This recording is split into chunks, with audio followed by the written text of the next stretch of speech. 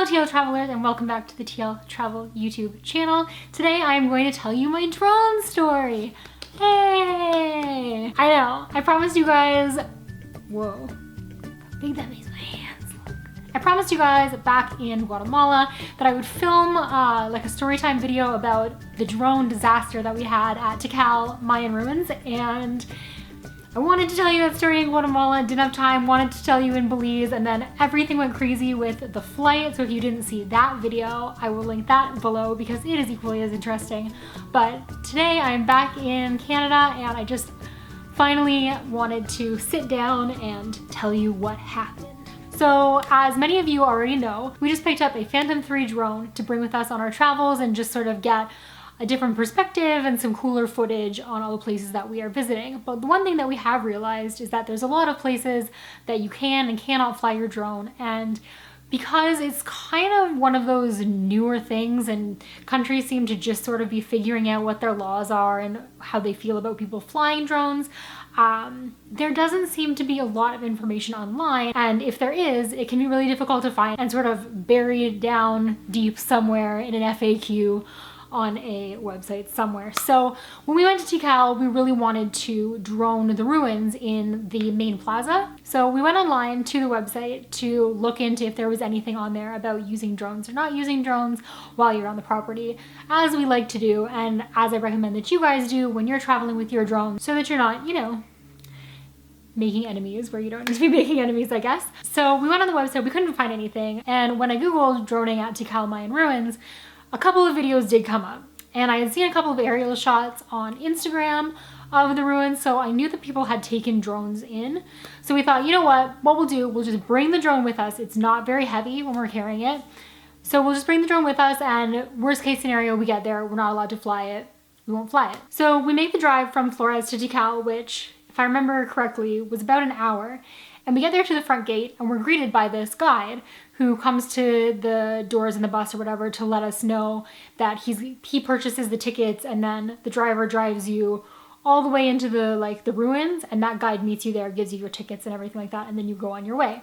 We didn't pay for a guided tour, we were just in the van, so we weren't going to be with him the whole day, but he was still going to be in charge of bringing us our tickets. So anyways, he opens the side of the van door, and the first thing he says, not like hello, nothing, whatever, he looks at the drone bag on the van seat and he's like, whose drone is this? And so obviously Derek and I are like, that would be our drone.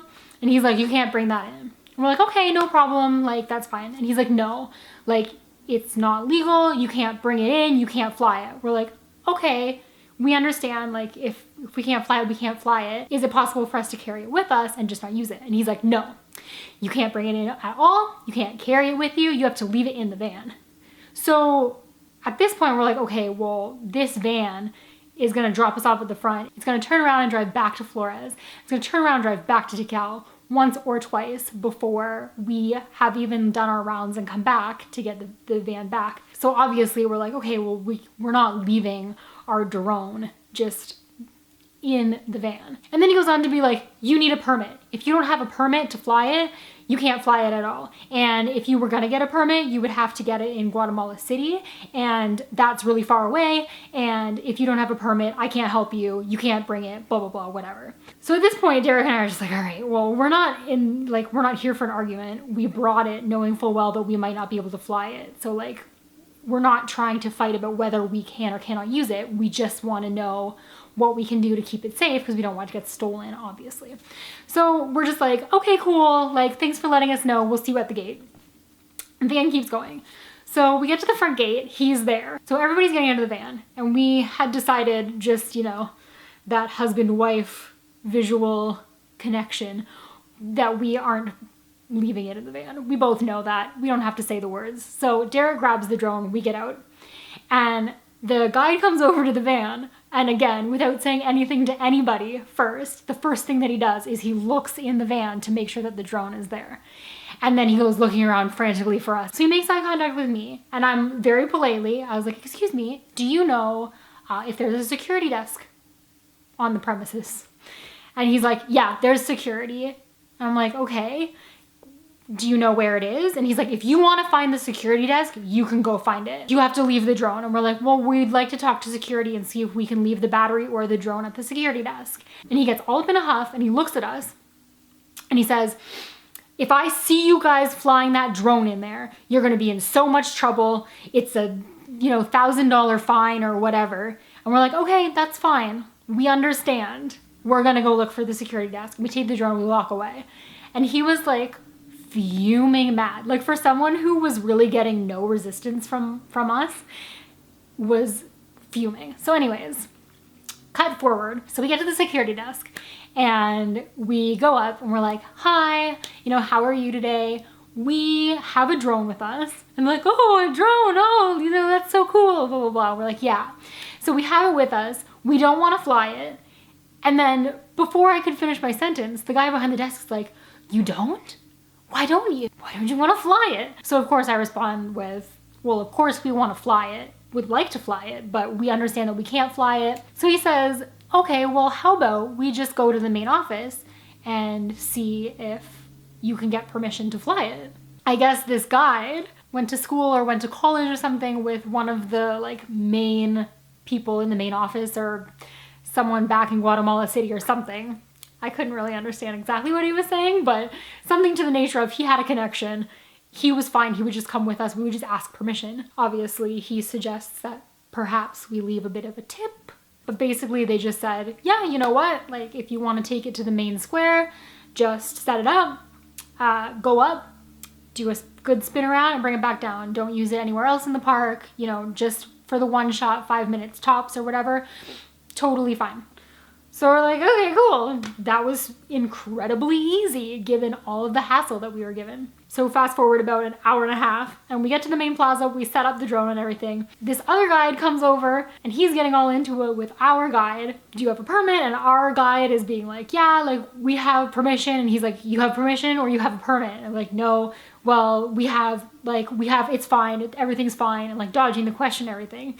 So all of a sudden we're like, okay, this is getting really sketchy. So we get the drone shot, we bring it back down, the other guide goes away.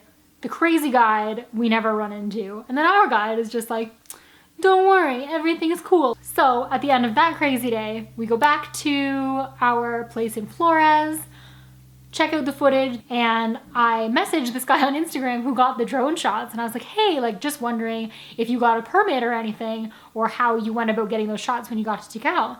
And he was like, oh, I just walked in with the drone and I took them. So the lesson that I'm going to take from this, that I'm going to pass on to you guys, is about what you carry your drone in. Because we have a specialized drone carrying case, which is great, and it's great for flying and it's great for all of that stuff, but it's very clearly a drone case. Even though we put a TL travel sticker on over the actual tag of it, it is very obviously a drone in there, and people would constantly, when we were walking down the streets, people would be like, oh, he has a drone. So basically what we've decided is that we need something different to carry it in so that we can bring our drone and not get the hassle right from the start. And then while we're droning, if someone comes over to us and says, hey, you shouldn't be droning, we can just bring it down and call it a day. Of course, I should also disclaimer that by noting that if you know that you're not allowed to drone somewhere, you shouldn't drone there. But obviously we didn't know going in what the rules were. We just brought it to give it a go. So yeah, that's my disclaimer. That's my be good folks, don't disobey the law, don't get into trouble while you're traveling. That's not something that you want to do. Be smart folks. Anyways, that's my drone story. I hope that you guys enjoyed it and found it at least a little bit amusing. I will leave a couple of videos from Guatemala and the Tikal video and everything in the links down below so that you can check those out. And yeah, I hope that you enjoyed this story time. Don't be afraid to hit that subscribe button and be sure to come back and watch more travel content. We post new videos every Thursday and Sunday. And until I see you next, stay great, travel safe. Bye guys.